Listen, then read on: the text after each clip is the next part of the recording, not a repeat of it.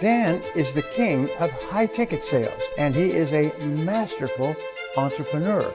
That's what I love about Dan, no BS. Dan is an exceptional leader, teacher, business mentor, and friend. Dan's a force of nature. $12 million in my pocket is what I believe I would have above and beyond what I've made in the last 10 years alone, had I found Dan Lok sooner. How do you make sure that you are helping your clients succeed? How do you help your clients win? This is Dan Lok. If you don't know me, we've done over $100 million in coaching and digital course sales. Now, if you are serving so many clients from all over the world, or you're working with clients one-on-one, it's so critical that you understand you don't just give your clients information. You're not just giving them a course or an event. There's something else that you have to address. Now, I've been in this industry more than 15 years now. I've trained thousands and thousands and thousands and thousands of clients and students. What I notice is this: when you are just giving people information and content never changes lives. Giving them content, giving them just how to or the mechanics on how to do something, it helps, but it doesn't change people's lives. Let me share a quick story with you. Let's imagine that you have a lawn, right, in the backyard, and you saw, hey, there's some dandelions there, and thought, okay, you know what, let me get my landscaper, let me hire someone, let's just mow the lawn. And you told the landscapers, hey, you know, you saw all these dandelions, all these weeds that's growing, let's just mow the lawn, right? The landscaper said, okay, and they mow the lawn.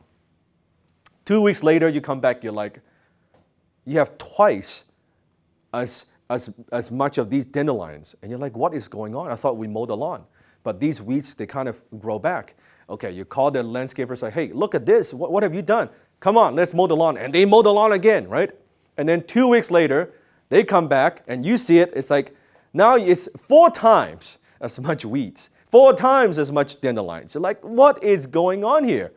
Didn't we mow the lawn last time? How come they're growing back? And the landscaper is like, okay, let me mow the lawn again. And they mow the lawn. 2 weeks later, more dandelions. Now you're lost.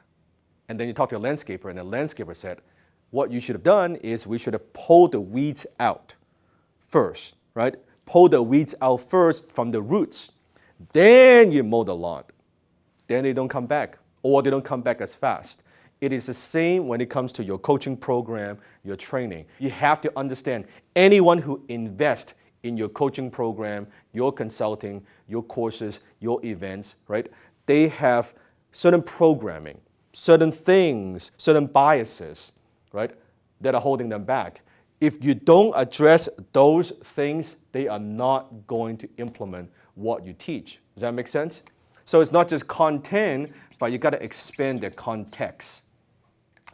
You have to address these concerns that they have, these programming from the past that they have. I'll give an example. Whenever I teach closing, before I go into the mechanics on how do you close, what do you say, how do you say it, the scripts, the structure, the strategies, I spend a lot of time before I dive into the mechanics of it, the content, on context, on the mindset. In fact, I spend a good portion of the time on mindset first, because most people cannot sell, not because they don't know how to. Some don't know how to, but they have negative association with selling. They're not comfortable with selling. They think sales is a 4-letter word. Growing up, they're thinking about salespeople. They're slimy. I don't want to be one of them, so why would I want to sell? So when they pick up the phone, they are nervous. When they pick up the phone, they're like, oh, I don't know what to say. When they pick up the phone, they hate rejection because of this programming. So whatever it is that you teach, maybe it's on relationship, maybe it's on marketing, maybe it's on sales, maybe it's on business, maybe it's on fitness. It doesn't matter. You have to address the mindset first before the mechanic, and that's how you help your clients win. Until next time, go high ticket.